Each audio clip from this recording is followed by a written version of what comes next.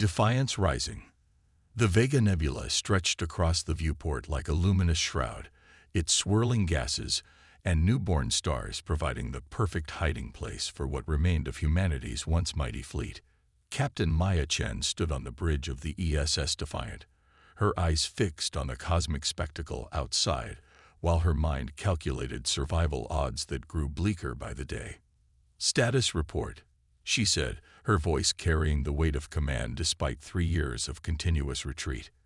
Commander Eli Reeves approached with a data tablet. "Supplies at 42% and dropping. The Corvins have expanded their search grid again. They've deployed quantum scanners in the Proxima sector." Maya's expression remained unchanged, but her fingers tightened on the railing. Quantum scanners could detect the unique energy signature of human technology, even through the dense nebula gases. The noose was tightening. "How long?" 2 weeks, maybe 3 before they find us," Eli replied. The bridge fell silent. 3 years since the Corvins had appeared above Earth without warning. 3 years since they had deployed weapons that reduced humanity's homeworld to a molten ruin. 3 years of running, hiding, and watching colony after colony fall. Humanity had never even understood why. The Corvins had simply arrived and begun their systematic extermination, driving the survivors to the far edges of explored space. Of the original 12 billion humans, fewer than 2 million remained, scattered across a handful of hidden outposts, and the remaining 37 ships of the fleet. Maya was about to order another emergency council meeting when Lieutenant Kira Shaw burst onto the bridge, her typically composed demeanor shattered by excitement. "Captain, Dr. Morozov's team. They've done it. The artifact is responding." Maya exchanged a quick glance with Eli before following Kira to the research bay. For the past 8 months, Dr. Nikolai Morozov and his team had been studying an ancient alien artifact recovered from the ruins of a long-dead civilization on Epsilon IV. The device had been their one advantage, the only piece of technology the Corvins seemed unable to replicate or control. The research bay was abuzz with activity. Scientists moved with renewed purpose, their faces animated for the first time in months. At the center of the room, inside a containment field, floated a metallic sphere covered in intricate, spiraling patterns that seemed to shift and change as Maya watched. Dr. Morozov looked up as she entered, his weathered face split with a grin that made him appear decades younger. "Captain Chen, you won't believe it. We've been approaching this all wrong. It's not a weapon. It's a key." Maya approached the containment field cautiously. "A key to what, Doctor?" "To the precursor network," he said, gesturing toward a holographic display showing a complex series of interconnected points. "The civilization that built this, they created a subspace network spanning the entire galaxy. Transportation, communication, energy distribution, all of it instantaneous across vast distances. And the Corvins can't access it?" Maya asked.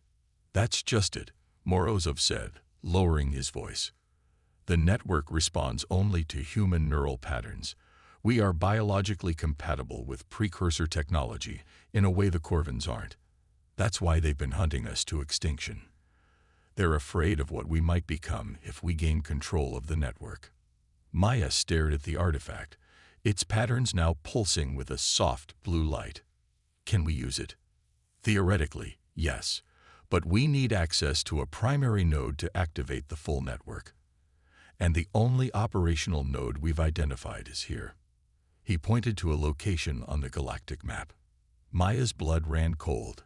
It was the Corvin Central Command Station, the heart of their military operations and the most heavily fortified installation in the sector.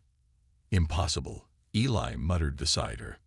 Maya studied the map, her tactical mind already formulating and discarding strategies. "Nothing's impossible, Commander. Not when extinction is the alternative." Over the next 72 hours, Maya assembled her team. Lieutenant Shaw would handle communications and electronic warfare. Commander Reeves would lead the ground team. Dr. Morozov would operate the artifact. And Lieutenant Damian Torres, their best stealth pilot, would get them in and out. The plan was audacious to the point of insanity. The Phantom, their most advanced stealth vessel, would approach the Corvin command station under the cover of a debris field. A small team would infiltrate during shift change, make their way to the central core where the precursor node was located, activate the network, and escape in the ensuing chaos. The night before the mission, Maya stood alone in her quarters, staring at the only personal item she had saved from Earth, a small stone from the shore of Lake Michigan, where she had grown up. Her father's words echoed in her memory. Humans are at their best when the odds are worst. The odds had never been worse. The launch bay was silent as the team made final preparations. The Phantom's sleek black hull seemed to absorb light rather than reflect it, a product of reverse-engineered Corvin stealth technology. Maya watched as her team performed their equipment checks with practiced precision. "You don't have to lead this mission yourself," Eli said quietly, joining her. "You're the last flag officer we have." Maya shook her head. "I won't ask anyone to take a risk I'm not willing to take myself. Besides, if this fails, command structure won't matter much anyway." The Phantom detached from the Defiant with barely a whisper, its engines running at minimal power as it drifted toward the edge of the nebula. Lieutenant Torres guided the vessel with expert hands, navigating through the gas clouds until they emerged into open space. "Corvin Patrol, 11 o'clock," Shaw whispered, pointing to a blip on the tactical display. "Hold position," Maya ordered. The Phantom went completely dark, floating motionless as the Corvin patrol cruiser passed less than 5,000 kilometers away. Its scanning beams swept through the area, passing over their position twice before continuing on its programmed route. "That was too close," Reeves muttered. "It'll get closer," Maya replied. Torres set course for the command station. Maximum stealth. The journey took 16 hours, each minute stretching the team's nerves to breaking point. Twice more they had to evade Corvin patrols, once hiding inside the electromagnetic wake of a gas giant to mask their signature. Finally, the command station came into view, a massive structure resembling a metallic spiderweb surrounding a central sphere. Dozens of Corvin warships patrolled the perimeter, while smaller vessels constantly departed and arrived from docking bays distributed across the station's surface. There, Dr. Morozov pointed to a section near the central sphere. "That's where the energy readings are strongest. The node must be there." Maya studied the station's patrol patterns, looking for a gap. "Torres, can you get us into docking bay 7? It's the least monitored entry point." Torres studied the approach vectors, his eyes narrowed in concentration. "If we time it right, we can slip in behind that supply freighter. Its energy signature should mask ours." "Do it," Maya ordered. The Phantom accelerated slightly, positioning itself in the freighter's wake. As the larger vessel approached the docking bay, Torres expertly matched its speed and trajectory, staying in its blind spot. The docking bay's massive doors opened to admit the freighter. Torres guided the Phantom in behind it, slipping to the side and settling in a maintenance alcove as the bay repressurized. "We're in," Torres confirmed. Maya stood, checking her sidearm. Shaw jammed their internal sensors. "Reeves, you're with me and Morozov. Torres, keep the ship ready for immediate departure." The station's interior was a maze of corridors and chambers, designed with the angular aesthetic the Corvins preferred. The team moved quickly but cautiously, using the station schematics Shaw had pieced together from intercepted transmissions. "2 guards ahead," Reeves whispered, peering around a corner. Maya nodded to Shaw, who activated a small device on her wrist. The guards' communication systems emitted a high-pitched squeal, causing them to rip off their helmets in pain. Reeves moved quickly, incapacitating both with neural stunners before they could recover. "We need to move faster," Maya said, checking the time. "Shift change in 20 minutes." They pressed deeper into the station, avoiding patrols when possible, disabling them when necessary. Finally, they reached a massive door marked with symbols that matched those on the artifact. "This is it," Morozov said, his voice trembling with excitement. The primary node chamber. Shaw got to work on the door's security system while Reeves kept watch. "Captain," he said suddenly, "we've got movement. A lot of it." Maya joined him at the junction, her heart sinking as she saw the tactical display. Dozens of Corvin soldiers were converging on their position from multiple directions. "They know we're here," she realized. "Shaw." "Almost there, Captain." "Got it." The massive door slid open with a soft hiss. "Inside, now," Maya ordered. The team hurried through, Reeves laying down suppressive fire as Corvin soldiers appeared at the far end of the corridor. The chamber beyond was unlike anything Maya had ever seen. The walls, floor, and ceiling were covered in the same shifting patterns as the artifact, pulsing with soft blue light. At the center stood a pedestal that seemed to be made of the same material. "Quickly, Doctor," Maya urged as Shaw sealed the door behind them. Morozov removed the artifact from its protective case, his hand shaking slightly as he approached the pedestal. "Once I place this, there's no going back. The entire network will activate." "Do it," Maya said, her voice firm. As Morozov placed the artifact on the pedestal, the room exploded with light.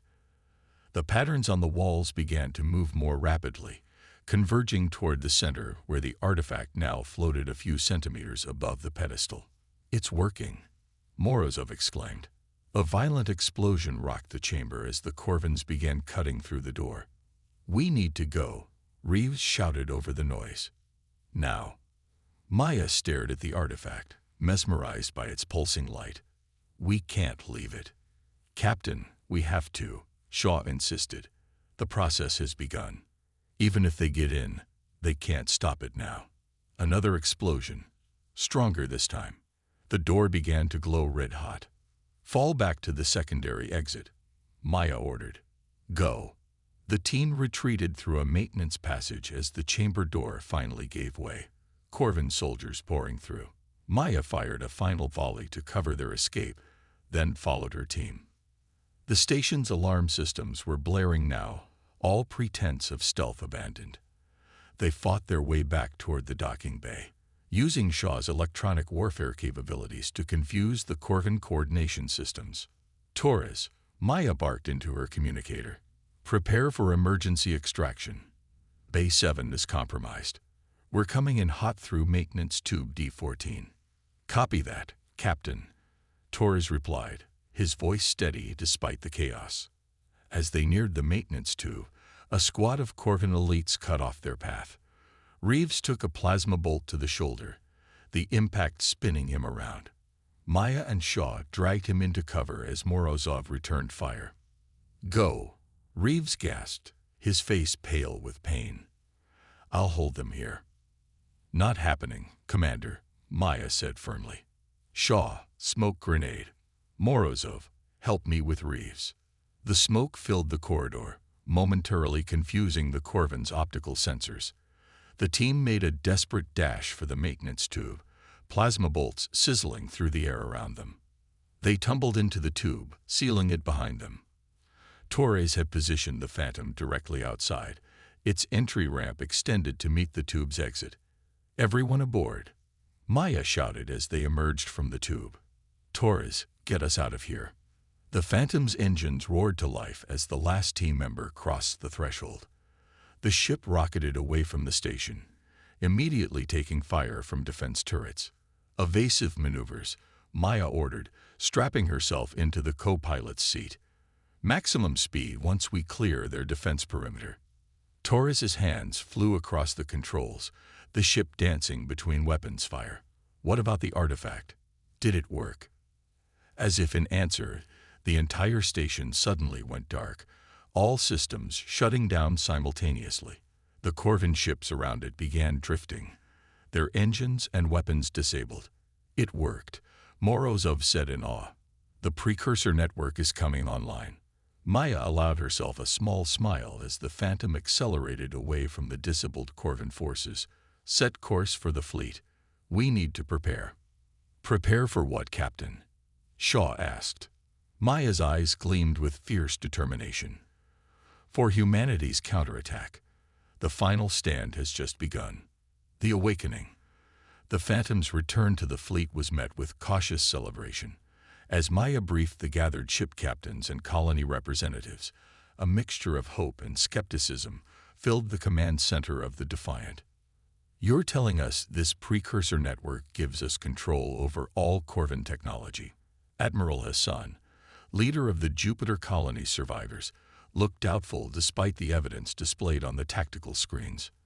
"Not direct control," Dr. Morozov clarified, "but the network creates a subspace field that disrupts their neural interfaces.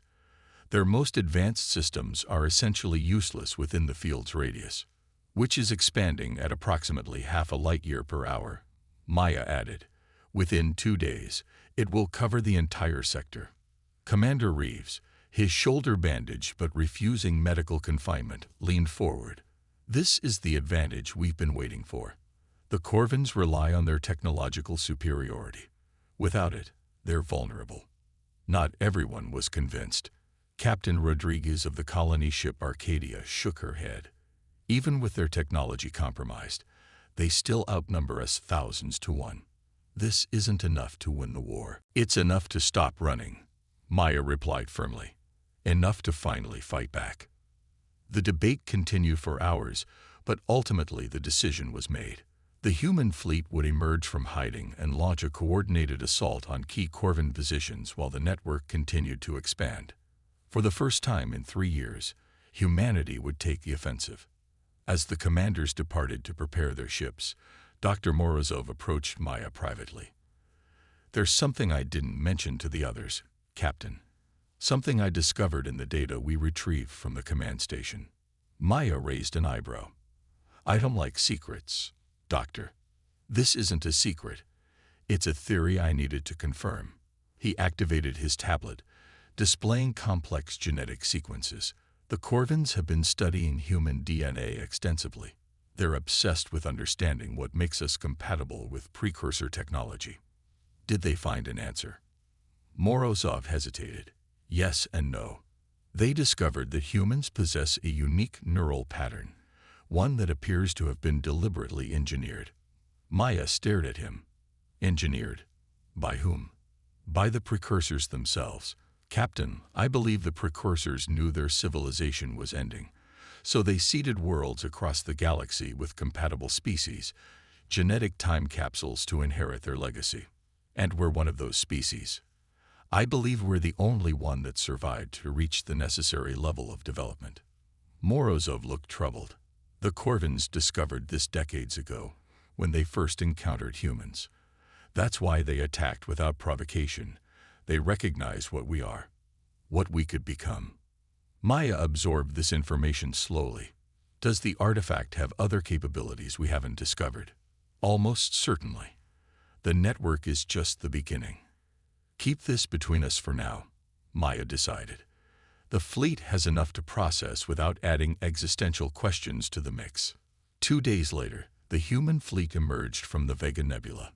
37 ships against an empire that spanned hundreds of worlds. The quantum communications network, another gift from the awakening precursor technology, allowed them to coordinate with unprecedented precision. The first target was the Corvin shipyards at Proxima Centauri, where the dreadnoughts that had destroyed Earth had been constructed. The Corvins, still reeling from the network's activation, were caught completely unprepared. Maya led the assault personally, commanding a strike team aboard the Phantom while the fleet engaged Corvin defenders. With their advanced targeting systems offline, the Corvin ships relied on manual controls, making them clumsy and predictable. "This doesn't feel real," Lieutenant Shaw commented as they watched another Corvin cruiser list helplessly, its weapons silent. 3 years of running, and now they can barely fight back. "Don't get overconfident," Maya warned. "They're adapting already." She was right. The Corvins were nothing if not adaptable. By the 3rd day of the offensive, they had begun retrofitting their ships with mechanical controls, bypassing the neural interfaces the precursor network disrupted. The human advance slowed, then stalled. What had begun as a rout became a grinding war of attrition. One humanity still couldn't hope to win in the long term. "We need to push harder," Maya insisted during an emergency council meeting. "Hit their central worlds before they can fully adapt." "The fleet is stretched thin already," Admiral Hassan countered, "and we're still not understanding the full capabilities of the precursor technology." Dr. Morozov's team reports new systems activating daily. Maya turned to Morozov. "What about the central node? The one at the Corvin command station? Could it hold the key to expanding the network's capabilities?" The scientist looked uncomfortable. "Possibly. But accessing it would require someone to physically interface with the node." "Interface how?" "Direct neural connection. It would be dangerous." Maya's decision was immediate. "Prepare a strike team. I'll make the connection myself." Despite vehement objections from her officers, Maya's plan proceeded. The Phantom, accompanied by a diversionary attack from the main fleet, once again infiltrated the Corvin command station. This time, they found it in chaos.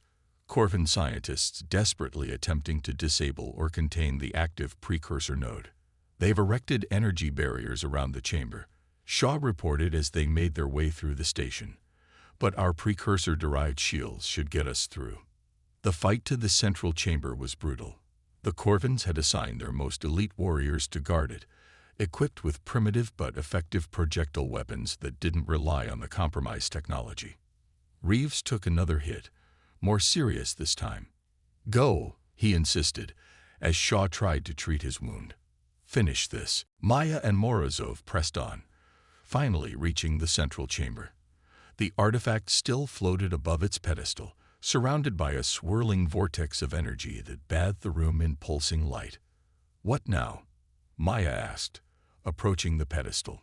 Morozov pointed to a series of receptors that had emerged from the floor. "Place your hands there. The system will do the rest." Maya hesitated only briefly before placing her palms on the indicated surfaces. Immediately, her vision filled with light, her consciousness expanding outward like a wave. She could feel the network, not just as an abstract concept, but as a living entity that had waited millennia for this moment. And she could feel something else. The Corvins, their minds connected to their technology, their fear and hatred of humanity laid bare. She saw their history, their evolution, their desperate campaign to prevent what they believed would be their own extinction at the hands of the precursor's chosen inheritors. "They're afraid," she whispered, though her physical body seemed distant and unimportant. "They've always been afraid." Maya stood at a crossroads.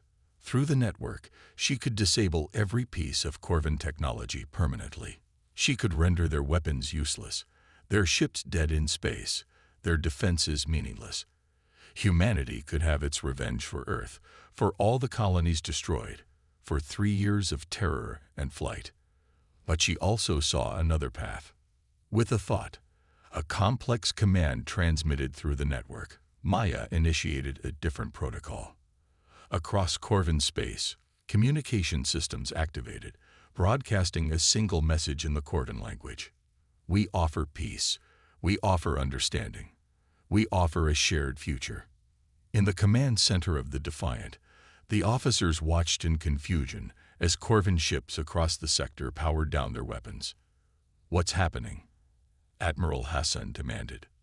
Lieutenant Shaw, who had returned with the critically wounded Reeves, studied her displays with growing amazement. "They're surrendering. All of them." Maya emerged from the Phantom 12 hours later, exhausted but changed. She could still feel the network at the edges of her consciousness, a constant presence like a distant melody. "The Corvins have agreed to negotiate," she announced to the assembled commanders. "Their High Council is en route to the neutral ground we established at the edge of the network's influence." "Negotiate?" Captain Rodriguez looked incredulous. "After everything they've done." "I've seen inside their minds," Maya said quietly. "They attacked because they were terrified of what we might become, what the precursors designed us to be. They thought they were fighting for their own survival. And what exactly did the precursors design us to be?" Admiral Hassan asked. Maya considered the question carefully. "Caretakers, guardians, The precursors weren't building weapons or conquerors. They were creating stewards for a galaxy they knew they wouldn't live to see. The peace negotiations lasted weeks, but the fighting had ended. The Corvan leaders, faced with the reality of the precursor network and humanity's connection to it, agreed to reparations, to withdrawal from human space, and to a cautious alliance against threats that might emerge from deeper in the galaxy. 1 month after what became known as the Awakening, Maya stood on the observation deck of the Defiant, watching the stars. She could feel them now, not just see them. Feel the planets circling them, the ancient precursor outposts scattered among them, waiting to be rediscovered. Dr. Morozov joined her, his expression reverent. The network is still expanding. New systems are coming online daily. The things we'll learn, the places we'll go, the responsibilities we'll bear, Maya added softly. Are you still connected to it? He asked. She nodded. Always. It's becoming easier to manage, but it's always there. She turned to face him fully. The precursors left us more than technology, Doctor. They left us a purpose. To explore, to discover, to unite, Maya corrected him. The Corvans won't be the last species we encounter. The galaxy is full of life, much of it afraid and alone. The precursors didn't choose humans because we're special. They chose us because we understand what it means to be both strong and vulnerable, to fight and to forgive. Beyond the viewport, a new ship approached, the first joint human-Corvan vessel, christened Reconciliation. It represented the beginning of something unprecedented. 2 species who had been locked in existential conflict, now cautiously exploring the stars together. The final stand had become a first step. Humanity had not just reclaimed its place in the galaxy, it had discovered its purpose in it. As the Reconciliation moved into formation alongside the Defiant, Maya smiled. The odds had been impossible, the cost unimaginable. But humans had always been at their best when the odds were worst. And the best was yet to come.